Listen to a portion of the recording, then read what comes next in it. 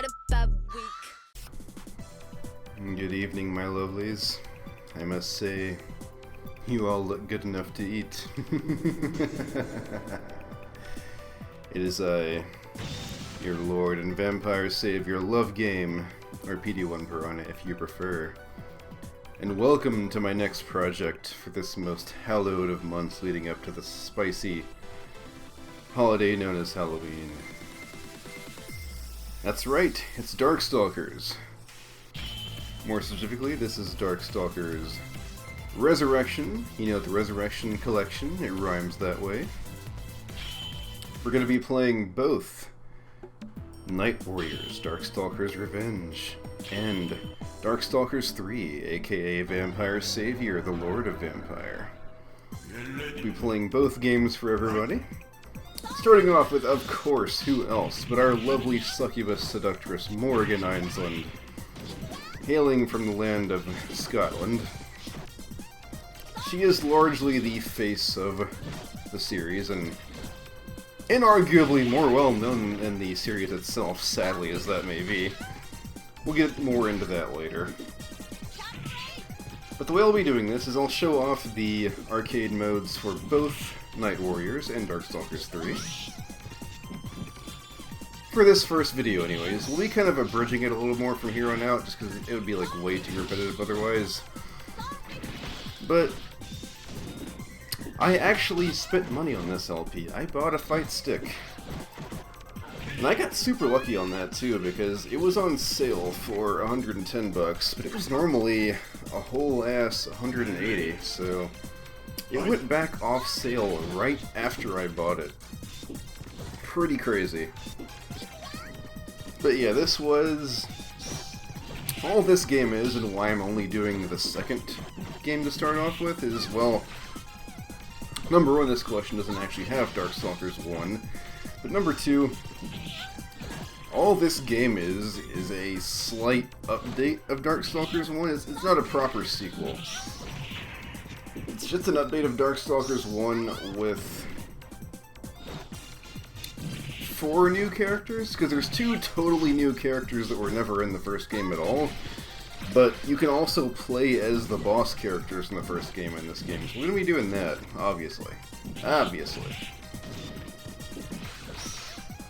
So, Darkstalkers 2, or Night Warriors, is one of those old arcade games, one of those old fighters with the big boy damage, as you can see.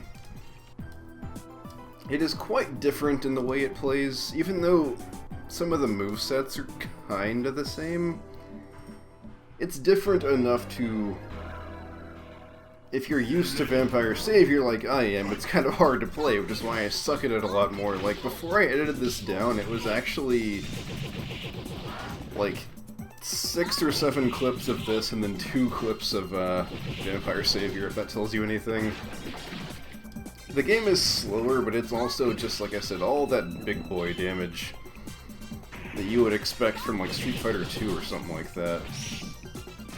But general rundown and everything is that Darkstalkers is obviously a fighting game. It was intended as kind of a sister series to Street Fighter. And for anyone who doesn't know, it's quite a dead series right now. Like, there hasn't been a new game since '97, if that tells you anything. There's been a few collections, re-releases, obviously. You probably know Morrigan more so from, like, MVC and those kind of games than you do from this game. I mean, let's be real here. With Morrigan herself is a type of demon or vampire called a succubus. It depends on like what kind of lore you get your information from. Some people say that a succubus is a type of vampire, others will say that's not the case. I always said she was a kind of vampire when I played the game the first time, so I'm just sticking with that, but succubus is generally a female type demon who kind of lures in mostly male victims and can kill them by having sex with them and draining their life. I'm not kidding. And of course, Morrigan exudes endless sex appeal. She is pretty much like the Marilyn Monroe of video games at this point. I would say she's more iconic than a lot of the waifus out there, because even though she's sexy, she has class, and she's a well-written character too, so I can't take that away from her. Yeah, she is Scottish. She even has a Scottish accent in the English dub, provided by someone who I think is actually Welsh. I forgot what her name is. But aside from that, she is the daughter of... I don't know if I'm saying this right or not, because this game doesn't actually have, like, English voice acting.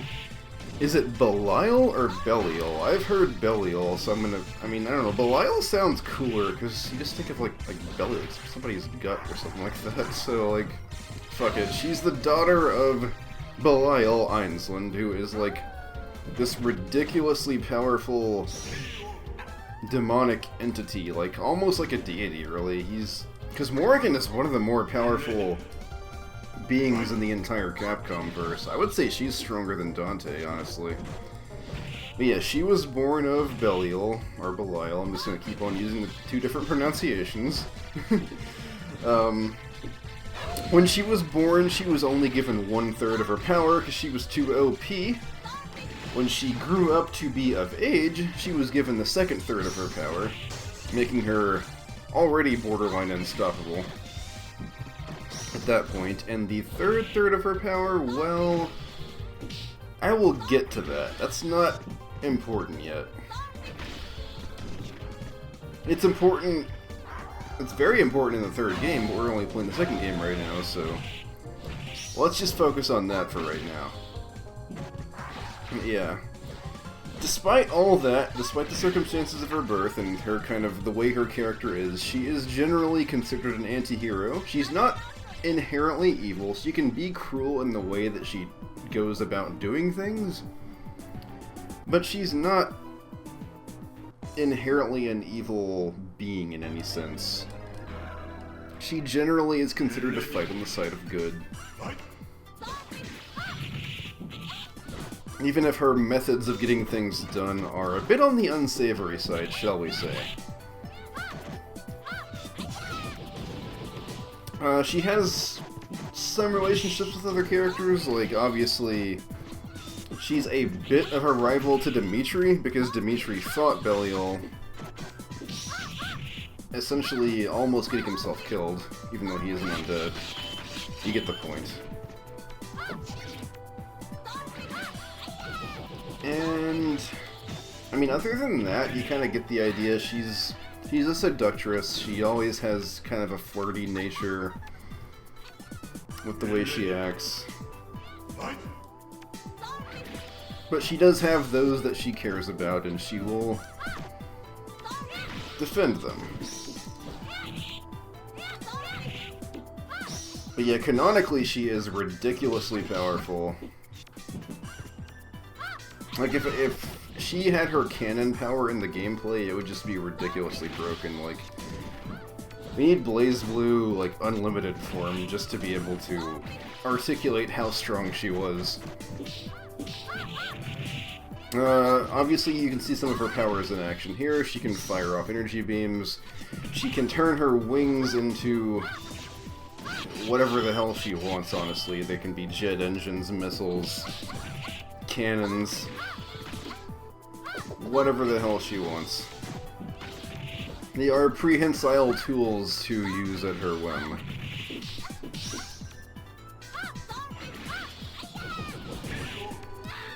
I don't know any of her voice actors by heart.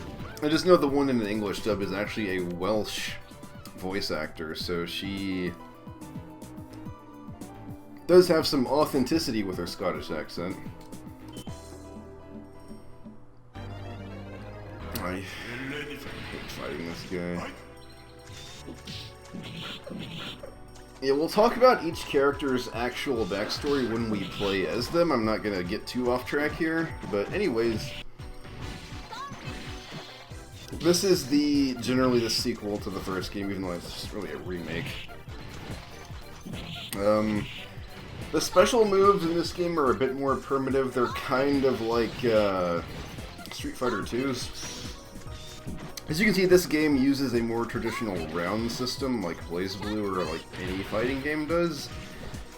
The third game does not use that at all, and you'll see what I mean when I get to that. It's rough around the edges for sure. It can be fun for a novelty, but I mean, again, I'll get to that when I play the third game.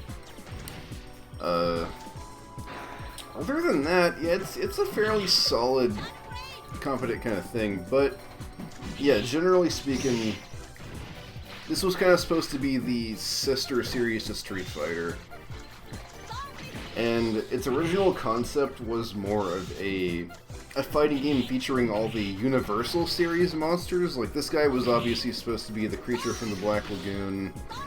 Dimitri was like Dracula, as portrayed by Bela Lugosi. And you have like the Wolfman and all that.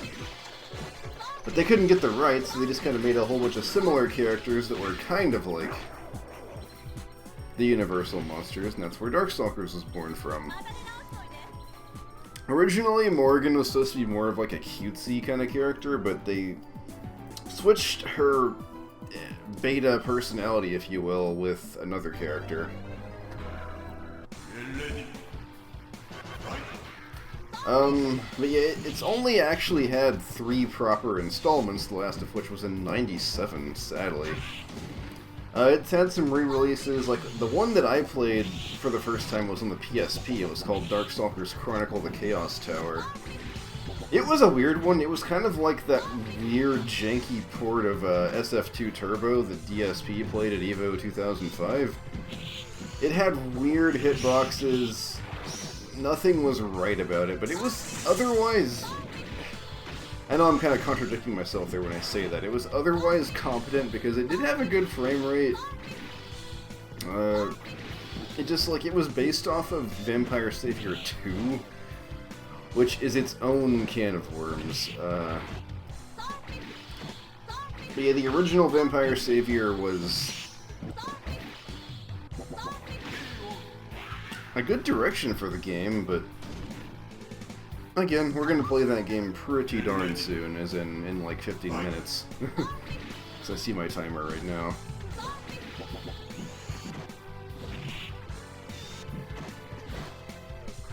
Yeah, the games were decently successful. I wouldn't call them as successful as Street Fighter or anything, but they had a following, you know, at the time. And obviously, Morrigan and some other characters were regularly featured in crossover games like MVC, Tatsunoko vs. Capcom, Capcom vs. SNK, Cross Edge,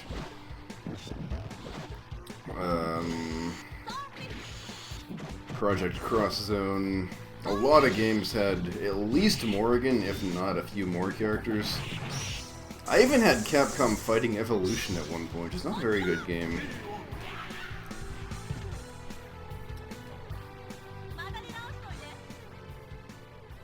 But yeah, I first learned of the series when I used to go to arcades a lot back in the 90s and 2000s.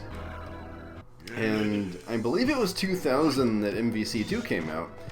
And we got an arcade cabinet for that when it was still a fairly new game. So I would go to the arcade quite often and I would play it. And immediately, me being a very weeby child who was like already at the age of 9 obsessed with waifus and vampire chicks and all that, I was like instantly drawn towards Morrigan. I was like, who the hell is this? I want to play as this character.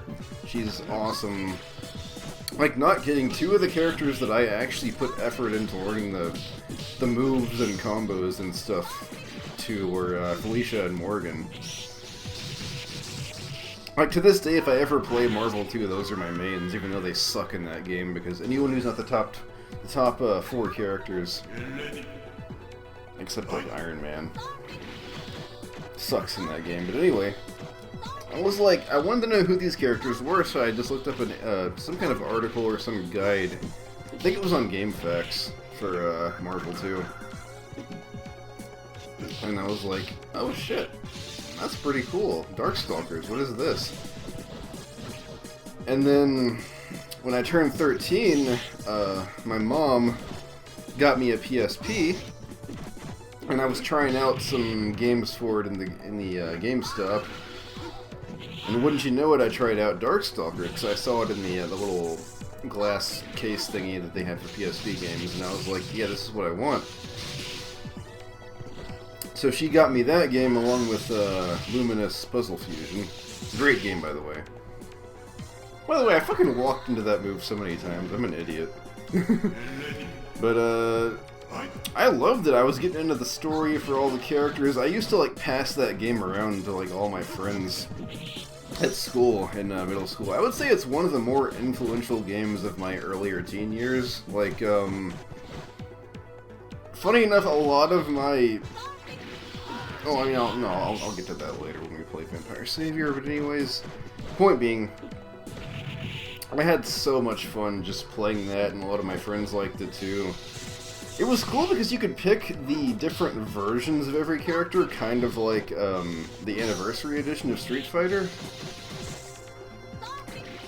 So you could pick like Darkstalkers 1 Morrigan, or Vampire Savior Morrigan, or Vampire Savior 2.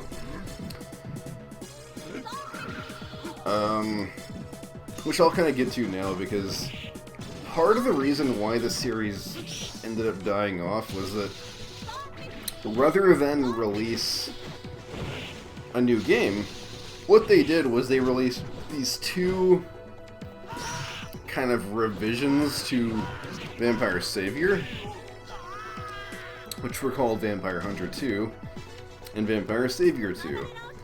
They were not actually new games. All it was, well, the third game, due to being still on the CPS2 board, the arcade board, could not hold all the characters, so 2 of the characters in this game that canonically die, were taken off of the roster entirely, whereas a third character was just because of, you know, space. So, Vampire Savior got 4 new characters,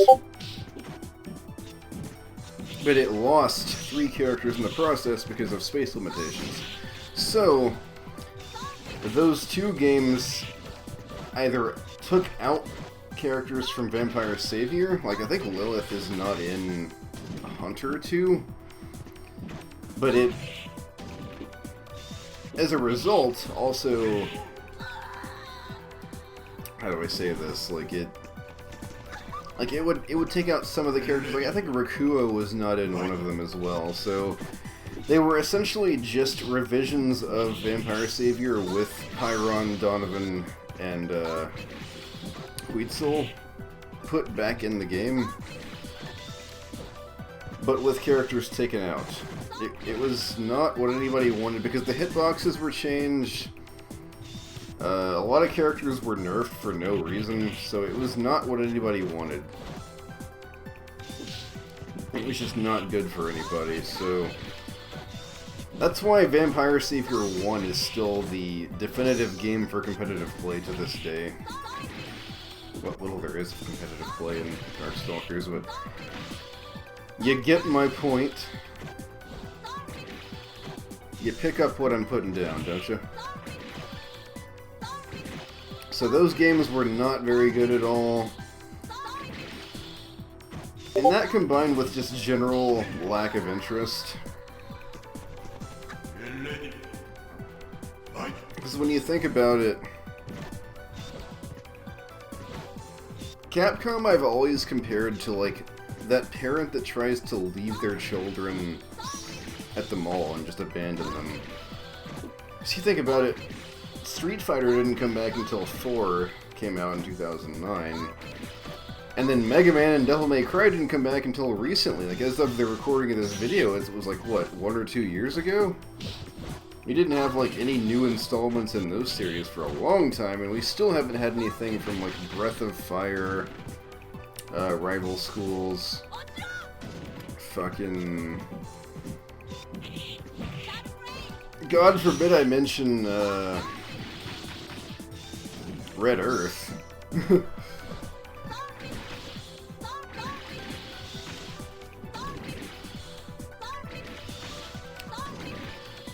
But yeah, Darkstalkers kind of fell by the wayside. There have been several attempts and teases at a potential revival of the series, but it's never come to fruition, so to speak. By the way, I fucking hate Huitzel. He is the spammiest character in the game. I hate him. Every time, like, I want to do good, I can utterly destroy him, but it's only because I'm fueling my fucking hate through the controller. I hate him so much. Because his full screen that he does there can freeze you, which is annoying, and it's easy as fuck to spam that grab move with the magnets right there. I hate him. But yeah, the weird updates nobody wanted was kind of part of the reason that the series died, but just a general apathetic approach from Capcom, as it tends to have with a lot of its game series that aren't Street Fighter, and again, even Street Fighter was kind of dormant for a while, so...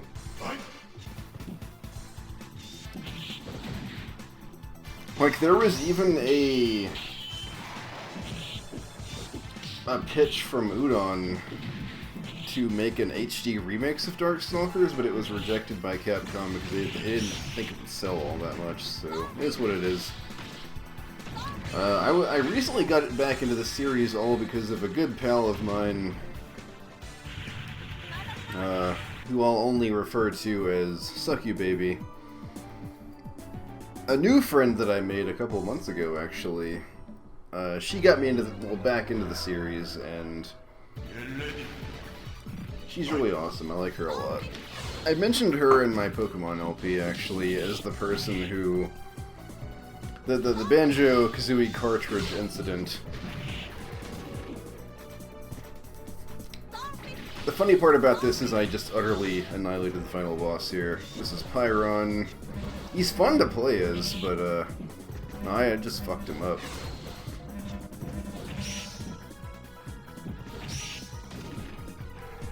The sad part is I'm playing this on PS Now, which is a service where you have to, like, stream games, and it can be kind of unreliable sometimes, but another bad part about Darkstalkers is it's kind of hard to get this game. It is not available on any modern consoles. It is not backwards compatible. Most of the console ports suck.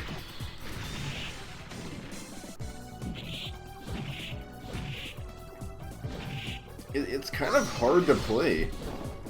I was trying to emulate it via MAME, the arcade emulator, but it's really fucking hard. Like, I cannot figure out how to actually... I got to the start screen, and, like, my start button will not register for the life of me. I can't get it to fucking work. It's so annoying. Like, I can get it to do the little insert coin thing, but, like, after that point, even though I have my P1 start assigned to the start button on the arcade stick, it just refuses to move past that point. It's obnoxious as all hell. But as you can see, yeah, I beat Pyron on the first try. And that is the end of the first story for Morrigan. And you can see her ability in action here to just drain via the power of love. And wouldn't you know it, Pyron had a skeleton. As strong as Pyron is, I would definitely say Morrigan outclasses her anyway, so no surprise there. But yeah, that was Night Warriors, aka Vampire Hunter. It's kind of weird how it's called that in Japan, because it's like, looking at it you wouldn't think that, but the two new characters are vampire hunters, so it, in a roundabout way, makes sense. But we're going to finish this one out for right now and go ahead and move on to the truly defining game of the series. But you know what's funny about an arcade game like this? Well, you'll see in a moment. As the band Perry once said, lay me down on a bed of roses.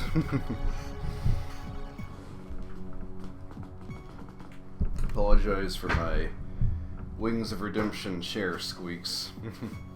This thing is so fucking old. I need to replace this quite soon. And there you saw my initials right there, NJF. And a lovely final shot of Miss Morgan Einsland here. I will say the sprite work in this game is fucking gorgeous. Very fluid. I say about a static image. And how about that? A retrospective on the first episode. Night Warriors is not a very good game. I respect it for what it is, but it's real rough. Obviously, it's kind of stiff compared to Vampire Savior. It's not nearly as fast-paced or combo-oriented. The supers are kind of archaic, kind of like, excuse me, kind of like SF2 Turbo. It is a relic of its time for sure. Rough around the edges, you know. But I do like it for introducing a lot of fun characters, and it can be fun to go back to in a novelty sense. It's just not a very good game by today's standards. If you download the Resurrection Collection, you're probably going to be playing Darkstalkers 3 more often anyway, so it is what it is, but it's just not, again, it's a rough game compared to its sequel. As you can see, it was a little bit stiff, and if you play a character in the third game, you're going to kind of have a rough transition, but thank you for playing indeed, thank you for watching, and I will see you in just a moment for some Vampire Savior.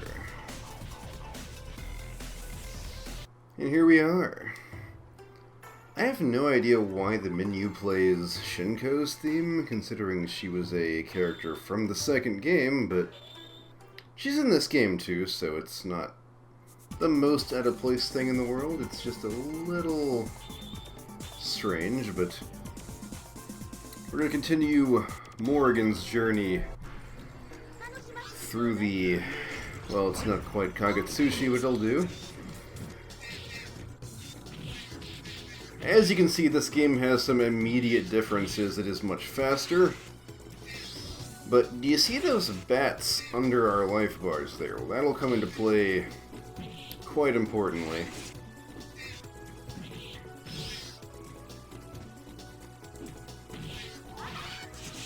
And unlike the previous game, I can actually do Morrigan's, like, finishers.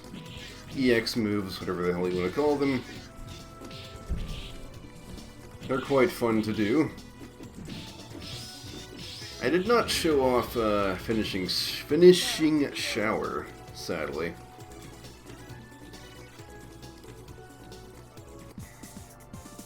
Yeah, there's one character in this game that I'm good at.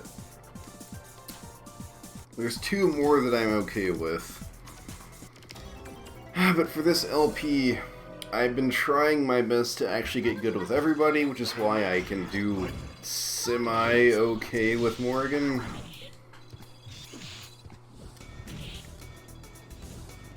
I'm competent enough that I can figure out some basics.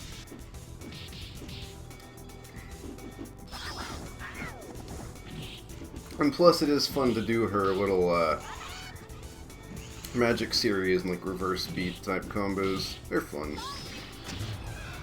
Morrigan is kind of your all-rounder Shoto character, in that she has both a slow-moving fireball like that, as well as her kind of Shoryuken move in the form of Shadow Blade.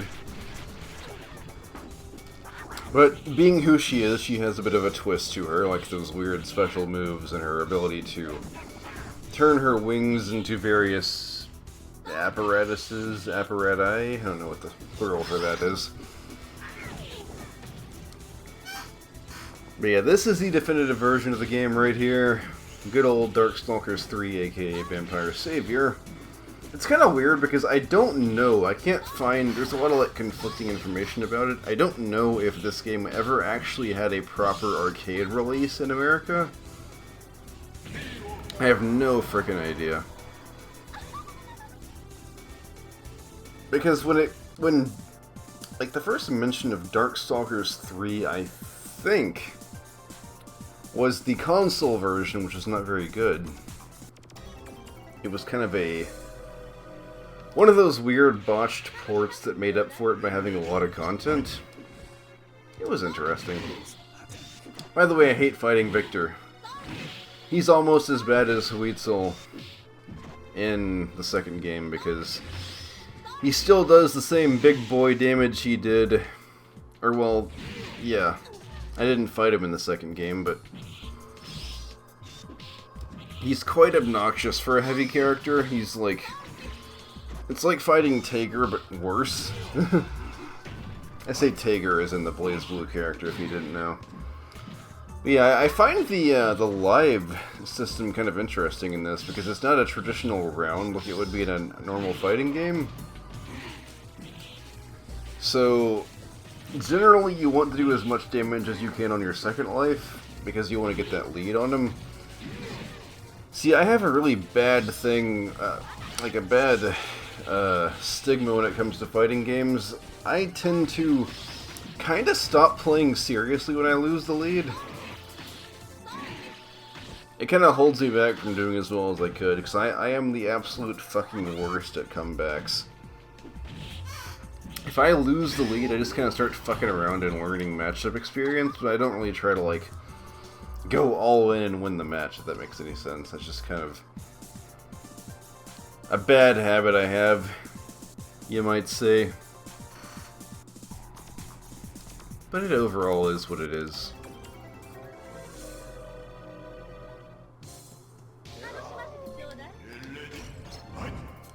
Yeah, as you can see, most of the characters that were in the first/second game are back. There's just the 3 characters that were unfortunately cut. That is one good part about the collection.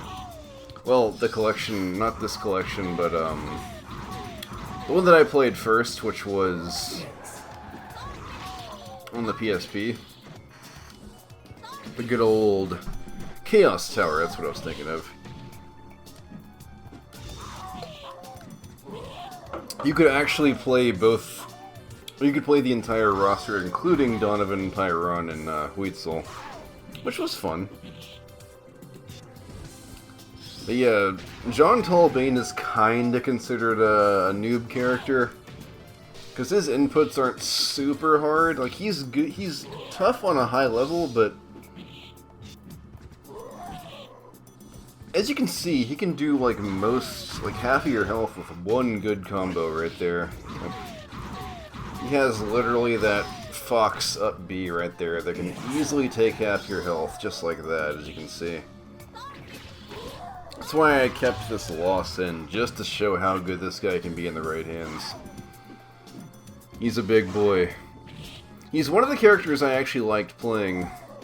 It's funny that, like, 2 of the characters I had the most fun with were the top tiers, but, like, you have this guy who's a little more low execution, and then you have Lord Raptor, who's way more high execution, so it's like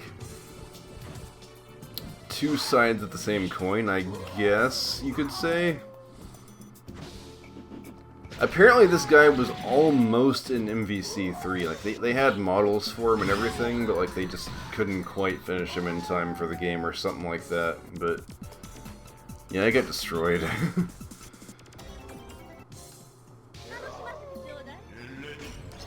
Obviously, being an old arcade game, this was quite the quarter muncher, if you will.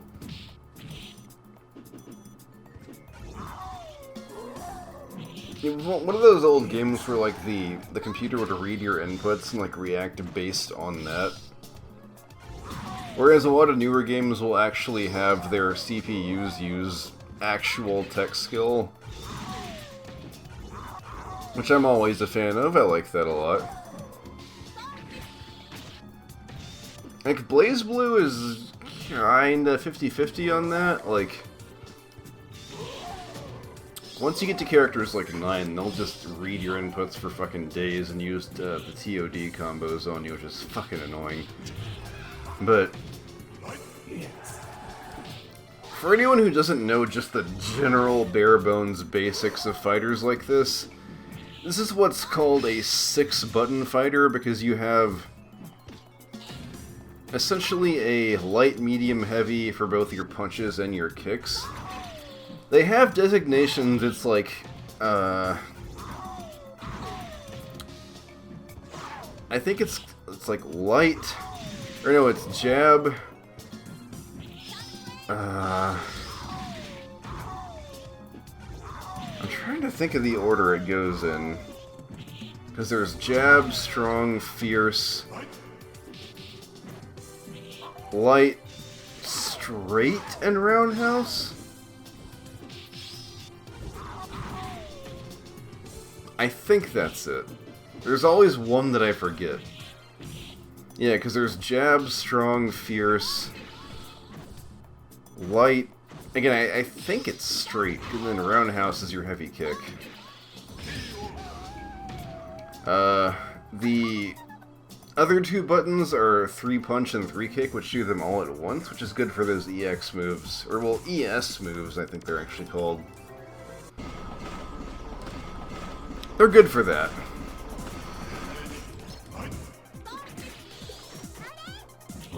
This stage reminds me of Gears of War 1. A game which I would LP, but the PC version sucks ass. And I don't have a capture card. I don't have a 360 anymore, so rip for that idea. I like Gears of War a lot, but yeah. Yeah, unfortunately, most of the characters in this game, just despite having just like awesome designs and like fun movesets and backstories and all that, kind of faded into obscurity after this. Like, I believe the only ones to ever be in crossovers were obviously Morgan and Felicia, Anakaris and BB Hood were in MVC 2. Of all characters, Shinko was in 3. Kind of an odd choice, if you ask me. Yeah, Shinko was a weird one. Who else? Well, Jeddah was in MVC Infinite, which would have been great if that game didn't suck. I was so excited for that, man. When I saw Jeddah, I was like, fuck yeah. I can't wait to play this game, and then the game sucked.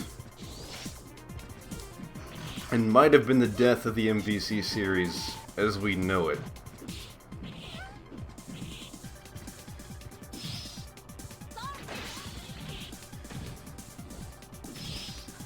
But regardless, this is a lot of it. This game is kind of, if I were to describe it, it would be kind of the granddaddy of all anime fighters. Because it has that same, like, kind of combo system.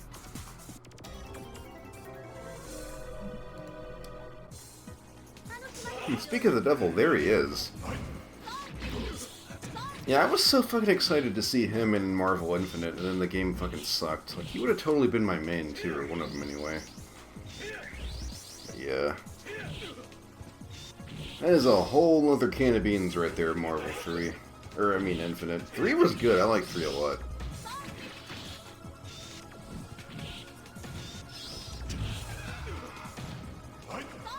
But yeah, he is generally the final boss.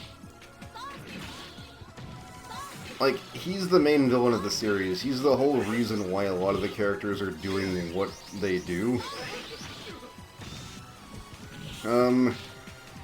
He's not actually a top tier character. Like my friend Mistral mains him, he's kind of a mid tier. But like as a boss in this game, he's kind of ridiculous. Like he can spam the hell out of stuff like that.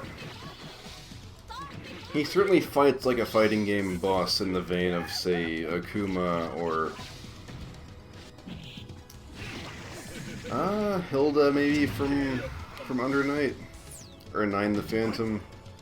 Like he will mash out specials till the cows come home.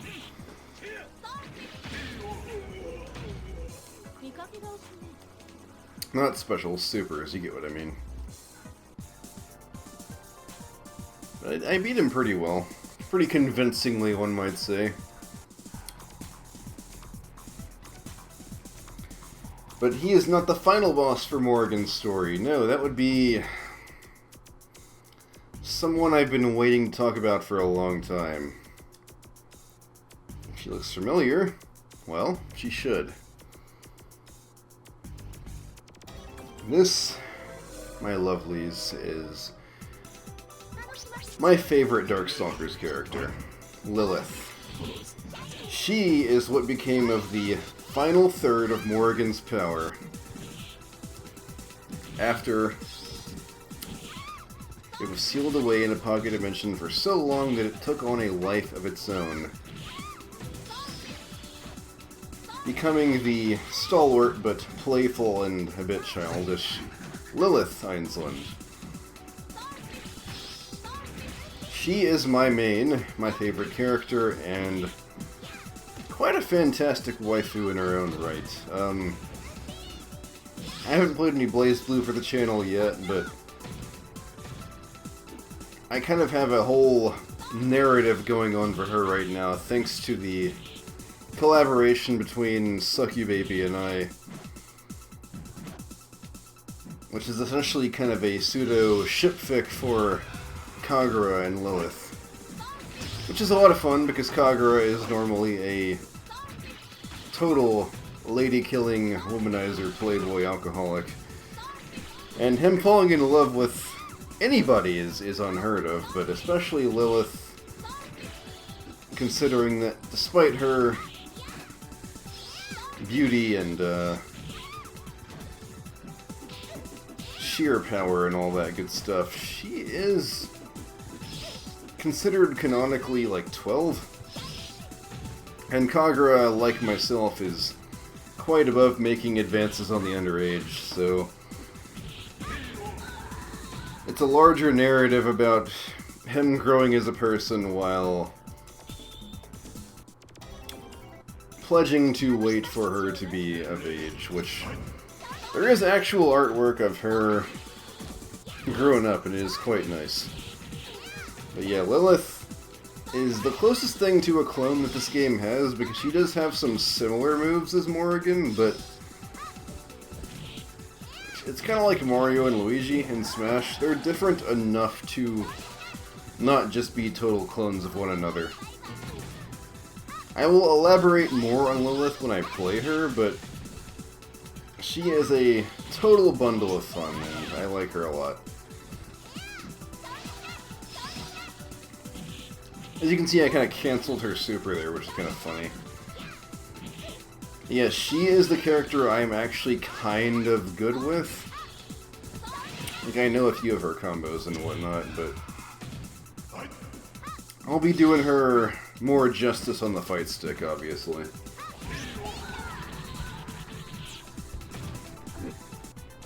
Yeah, she is just oodles of fun. Like, if I would have my absolute dream team if Darkstalkers was in BlazBlue Tag Battle and I could play as her and Kagura, who's not in Tag Battle so far, but a man can dream, can't he? Yeah, I hope my good trusted pal Succubaby watches these videos, because although I had played the series in my teens, she was kind of what got me back into it on a larger scale, but this, my friends, for the time being, is the end of Morrigan's bittersweet tale. Also, but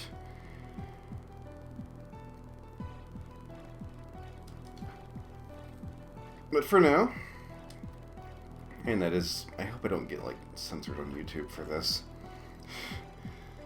This game was very suggestive, especially for its time. But yeah. I hope everyone enjoys my little idea here for a mini LP. This will go on until Halloween. And we'll be doing every single character on the roster, so stick around. And yet again, retrospective in the first episode. Vampire Savior is fucking awesome. It's one of the best fighting games ever made, in my humble opinion. Again, kind of the granddaddy of all your Guilty Gears, your Blaze Blues, your Under Nights. If you love those games, you have this one to thank for kicking off the popularity of that kind of subgenre. It is a ton of fun to play, even to this day. Obviously, it's quite high execution, so if you're not too keen on fighting games, you might feel intimidated at first, and it's hard to get into competitively as well, because like a lot of the people you fight are going to be really fucking good. Ball Boy, what the hell? Oh yeah, and Q from Street Fighter, he worked on this game too. And G Kamina, yeah. Kamina is he's a G. But it is fantastic. I love it so much. And I'm glad I got to experience it. As you can see there, Master of Lilith. That'll be me one day. But until then, join me for the next installment of Let's Play Darkstalkers. I have been Love Game, and have a safe Halloween night.